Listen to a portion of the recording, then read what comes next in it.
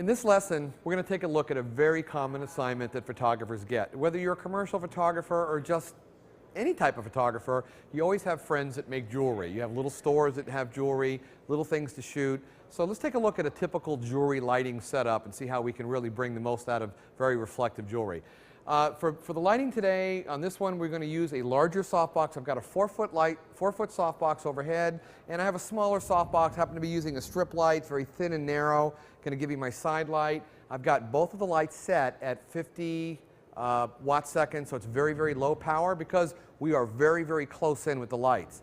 Again, whenever we are lighting anything metallic, we have to think about lighting what the metal sees or what the reflectivity sees. So in this case, if we're shooting jewelry that's reflective, we don't light the jewelry, we light what the jewelry sees. So in this case, we're going to reflect light into the shot.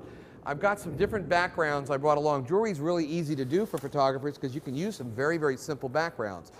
These are like textured papers. You can get these kind of things at any kind of local art store. Just look in their fine art paper, and this is like bark paper. And you can get them by the sheet, a few dollars a sheet, and they make really, really great backgrounds for jewelry. You can interchange them. A lot of times when I'm doing something for a client, I may shoot the jewelry real quickly on 2 or 3 or 4 backgrounds just to give the client a choice. We don't want a complex background. We don't want a background that's going to interfere with the actual product. So some people try to think that you want something super colorful or very, very exotic and a lot of detail. A lot of times the simpler, the better. We're set up with the 1DS Mark III on the tripod. We're tethered to the computer, and we are shooting at 1/25 at f/22. So we're using a very small aperture to get the best depth of field.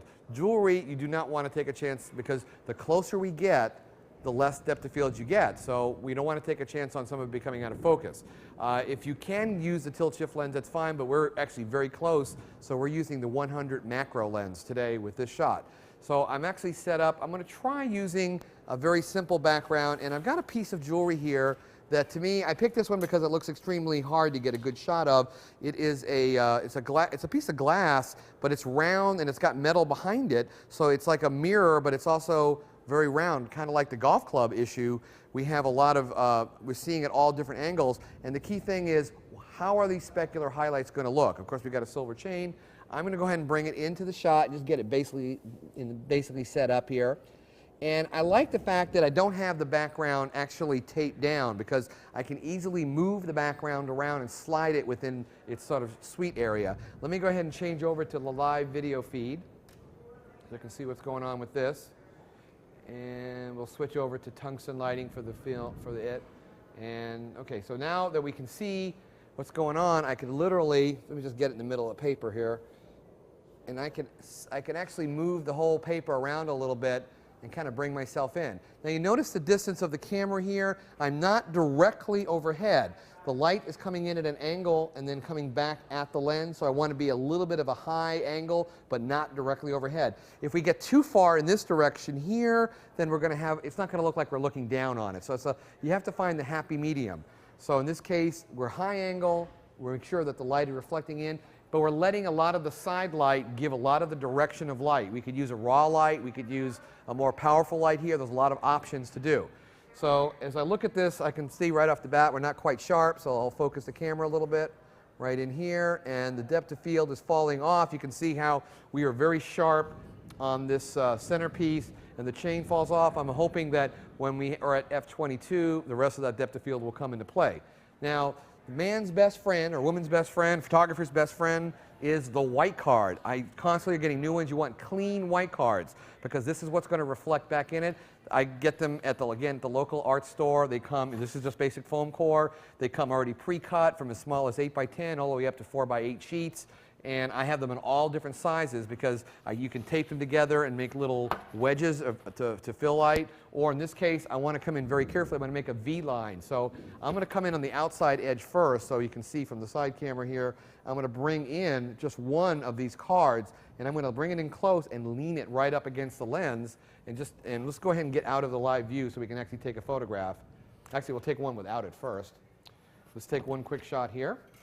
And I'll give it a fire, and let's just see what it looks like without any kind of fill card at all. And we got to change our white balance. We're in tungsten. So let's go ahead and change this over to custom. We've already done a custom white balance. So we need to change it over to our custom white balance here. It kind of jumps back and forth between the live video. So we have that set. Let's redo that now with the custom white balance. Take another photograph. You can see when strobe light on tungsten makes it blue, but when we have the normal.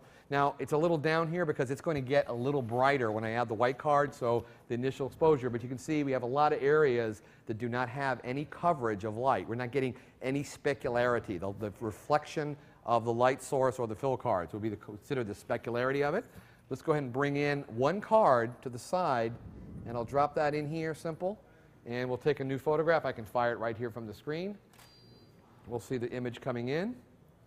And we should see it getting a little brighter, and we should see some nice little highlights coming in. Very little of it coming in. We didn't actually get a lot from this particular card. This is where I think this card is going to add a lot right in here. We're going to come in very close. We'll cover that up, and we'll get another quick shot. If we need to, we can also move the light source. The big softbox on top is giving us a very nice light source. And actually, that's looking pretty good. I'm actually very happy with the way that's actually looking. You got a lot of nice little light going on. You have white. The white cards are adding the little white areas across in here. Your chain is looking good. Works out fine. Now, when we're doing jewelry, you're going to end up not doing one piece. You're going to end up doing several pieces in a row. So what you're doing is you're making a formalized set that you can bring pieces in and out very simple. I need to make sure that if the art director or the client wants to work, that they've got a way into the set. So I tend to try to keep everything to one side. I, being from advertising photography, am a left-handed lighter. I'm actually left-handed, but that's not the reason why. We read top to bottom, left to right. Our eye travels in this direction, so you'll find that most photographers, and especially most commercial advertising photographers, will always be, when all else fails, try to light from the left side because we're going left to right, top to bottom, and that's the way our eye is trained to work. So in this case, I may actually just open that card up just a little bit more. I want to just take one more with not quite, so a little bit more of that side light gets in. And I'll hold that. Let me take one last shot.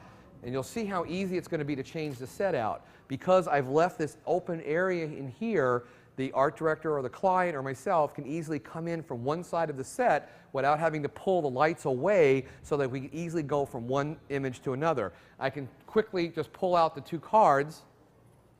And because the set's not glued down, I'm not going to have to worry. I can just drop in another background. Let's change it over to another piece of background. I have several of them to choose from. Let's go ahead and put a lighter one in here. So you got a dark piece of jewelry. I've got another kind of, this is just, you know, inexpensive costume jewelry, but whoever makes the jewelry, it's like, you know, the Hope Diamond to them. Everything, it counts. In commercial photography, we have to make things that just are not always gorgeous to start with look as good as possible. It may not be the most expensive piece of jewelry, but to the client, it's everything. And everything has a price point and a profit margin. So let's go ahead and take this piece in here. Let's go ahead and go right into the live view. We'll see exactly how much the card actually adds to the shot. So I'll go into the live video feed and rotate it and add it to tungsten. And let's look at, literally, you can see on the screen, as I come in with this card, you can see the specularity, pick it up. It's very subtle, but you can see literally right on the front half and the bottom half of that, you can fill in a lot of light onto that jewelry. That's a good spot, right about in here. And we'll just adjust the curve just a little bit on the chain here. And I think that's looking fine. The background has got texture to it. It's like a nice textured paper, but it's simple. It's not competing with the jewelry. If they had to add type on it or put some key letters in there for ABC, there's not a problem with it reading. So you have to think smart on the backgrounds. Backgrounds have to be just as important that they work with the actual product itself. Let's get out of the live view, and we're ready to take an actual photograph, and let's snap away. And now this should be a little bit brighter because we have the card in here. But you can get some different effects by using different white balances, but that's not the effect we're looking for. There. And I think that's reading pretty good. We have a specular highlight on the side here from the original light source on the side. I may actually bring that in a little bit, see if that affects it a little bit. Take one more shot and try to build that specular highlight up just a little bit on the left side of the image. And that's really nice there. It opened up the shot. I can see all the facets. It shows the client exactly what we need to see, and it's very simple, and the set allows us to get in, get out, get in, get out, get a lot of production done in one day, because with jewelry, it's not always the most fun thing to do because it is tedious, but if you make your set easy to access and make it a formula lighting so you're not having to keep switching your lights around, it's going to make the job a lot easier in the end.